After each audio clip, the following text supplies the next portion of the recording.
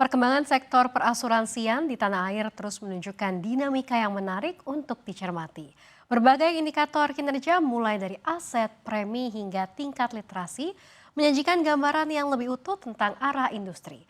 Selengkapnya akan kami ulas untuk Anda dalam meneropong kondisi prospek industri asuransi di Indonesia. Kita ke slide yang pertama. Mari kita lihat performa asuransi komersial per September 2025. Berdasarkan data OJK, secara total industri asuransi ini memiliki aset 1.181,21 triliun rupiah atau tumbuh 3,39% secara year on year. Dari angka tersebut, porsi terbesarnya berasal dari asuransi komersial dengan nilai 958,54 triliun rupiah yang juga tumbuh 3,91% year on year. Artinya dari sisi aset industri masih menunjukkan fundamental yang kokoh. Sementara itu dari sisi pendapatan premi selama Januari sampai dengan September 2025, total premi komersial ini mencapai 246,34 triliun atau tumbuh 0,38% secara year on year. Nah, angka ini sebenarnya naik tapi kenaikannya ini sangat tipis begitu ya untuk secara tahunan sendiri. Nah, saat kita lihat lebih detail lagi untuk premi asuransi jiwa, ini justru turun 2,06% secara tahunan, ini menjadi 132,85 triliun rupiah. Sedangkan premi asuransi umum dan reasuransi ini justru tumbuh 3,38% secara tahunan atau sebesar 113,49 triliun rupiah. Jadi meskipun aset asuransi industri ini tetap tumbuh, namun pertumbuhan premi ini masih relatif lambat, terutama di segmen asuransi jiwa yang menandakan adanya tantangan dalam penetrasi produk maupun demand di segmen tertentu. Setelah melihat pergerakan aset dan premi, kita akan berlanjut ke kondisi permodalan di industri. Ya, secara keseluruhan permodalan asuransi komersial masih sangat kuat. Hal ini terlihat dari angka risk-based capital atau RBC, di mana asuransi jiwa ini memiliki RBC sebesar 481,94%. Dan asuransi umum serta reasuransi ini mencapai 326,38%. Kedua angka ini jauh di atas batas minimum regulasi yang umumnya ada di level 120%.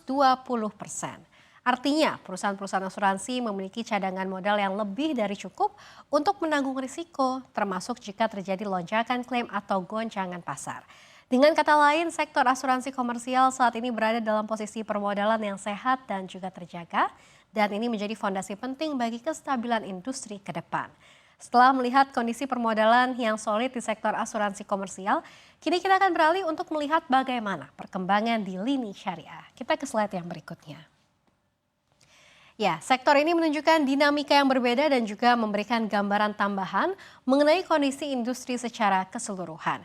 Pada September 2025, total aset asuransi syariah ini gabungan dari asuransi jiwa dan juga asuransi syariah umum tercatat sebesar 46,06 triliun rupiah.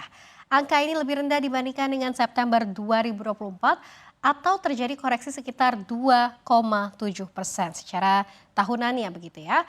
Dan penurunan ini terutama berasal dari segmen asuransi jiwa syariah di mana aset ini turun dari 38,01 triliun pada 2024 ini menjadi 36,14 triliun pada 2025 atau melemah sekitar 4,9%.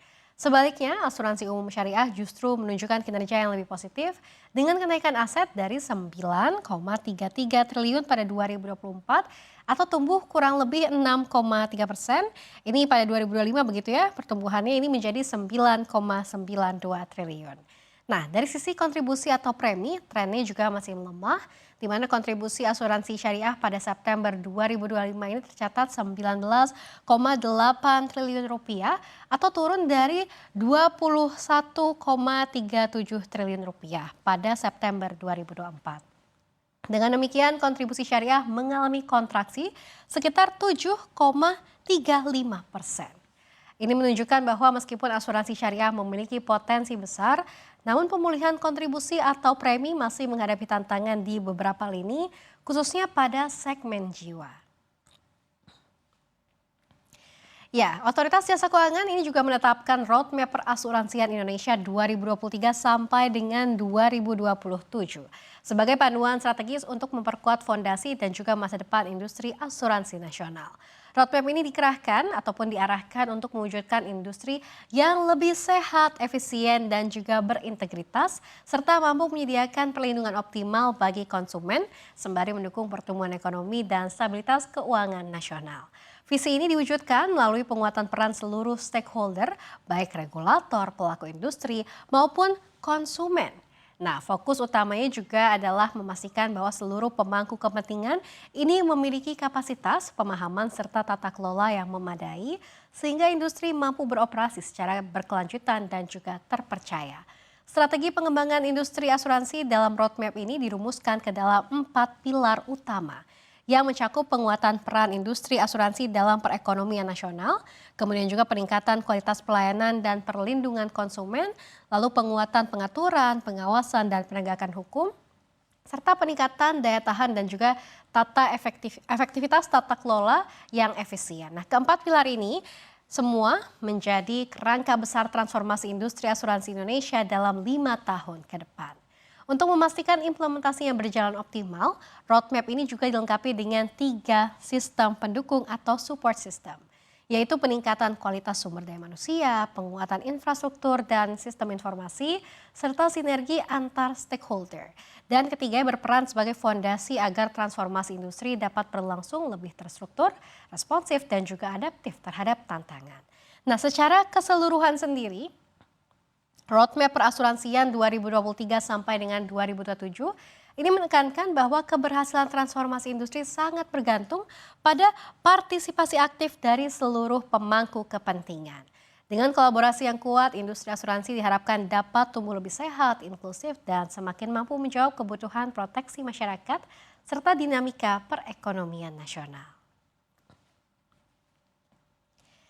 Ya, selain data dan juga roadmap, ada sejumlah poin strategis kebijakan dan dinamika makro yang sangat penting bagi masa depan industri perasuransian. Yang pertama adalah dari sisi ekonomi, di mana Kemenkyu ini memproyeksikan pertumbuhan PDB Indonesia pada 2025 ini diperkirakan di kisaran 5,5%. Jika capaian ini terwujud, daya beli dan juga aktivitas ekonomi masyarakat berpotensi meningkat yang pada akhirnya akan membuka peluang bagi pertumbuhan premi dan juga penetrasi asuransi di berbagai lini. Nah, kemudian dari sisi regulasi, LPS dijadwalkan akan menjalankan program penjaminan polis pada Januari 2028. Kebijakan ini dinilai strategis karena dapat memperkuat kepercayaan masyarakat terhadap industri asuransi, terutama setelah munculnya sejumlah kasus gagal bayar di masa lalu. Nah, di saat yang sama, pemerintah dan DPR juga sedang menggodok revisi UU P2SK yang berpotensi membawa perubahan signifikan terhadap regulasi, pengawasan, dan perlindungan pemegang polis. Revisi ini menjadi bagian dari upaya memperkuat fondasi hukum sektor keuangan termasuk perasuransian. Nah, sementara itu OJK juga tengah menyiapkan RPOJK, di mana adalah RPOJK untuk asuransi kesehatan. Salah satunya melalui pengaturan mekanisme risk sharing yang diusulkan. Penurunan batas risk sharing ini menjadi sebesar 5% dengan tujuan memperluas akses perlindungan kesehatan namun tetap menjaga keberlanjutan dari industri. Secara keseluruhan, rangkaian kebijakan makro dan juga inisiatif regulasi ini menunjukkan bahwa arah pertumbuhan industri asuransi ke depan akan sangat dipengaruhi oleh penguatan ekosistem, kejelasan aturan, serta peningkatan kepercayaan publik. Dengan implementasi yang tepat, berbagai langkah ini dapat menjadi katalis bagi industri untuk tumbuh lebih sehat, stabil, dan berkelanjutan. Ya, dari hasil Survei Nasional Literasi dan Inklusi Keuangan atau SNLIK 2025, terlihat bahwa tingkat pemahaman literasi masyarakat tentang asuransi sebenarnya sudah cukup baik. Kalau kita lihat indeks literasi asuransi ini mencapai 45% atau lebih tepatnya 45,45%. Yang berarti hampir setengah masyarakat Indonesia sudah memahami apa itu asuransi dan bagaimana cara kerjanya. Namun jika kita melihat angka dari inklusi keuangannya sendiri atau seberapa banyak masyarakat yang benar-benar menggunakan atau memiliki produk asuransi, angkanya masih lebih rendah yaitu 28,5%. Ini menunjukkan bahwa meskipun banyak yang sudah paham tentang konsep asuransi, tidak semuanya mengambil keputusan atau membeli atau juga memanfaatkan produk asuransi. Nah, ketika dibandingkan dengan sektor perbankan, posisi industri asuransi ini masih tertinggal cukup jauh. Di sektor perbankan sendiri, tingkat literasi ini mencapai 65,5%. Dan tingkat inklusi ini bahkan menyentuh 70,65%. Artinya apa? Artinya masyarakat jauh lebih sering menggunakan layanan perbankan dibandingkan layanan asuransi. Kesimpulannya, pemahaman masyarakat tentang asuransi ini memang sudah berada di jalur yang positif. Tapi tantangan ke depan adalah bagaimana mendorong lebih banyak lagi masyarakat untuk tidak hanya memahami, tapi juga merasa yakin dan percaya untuk menggunakan produk asuransi.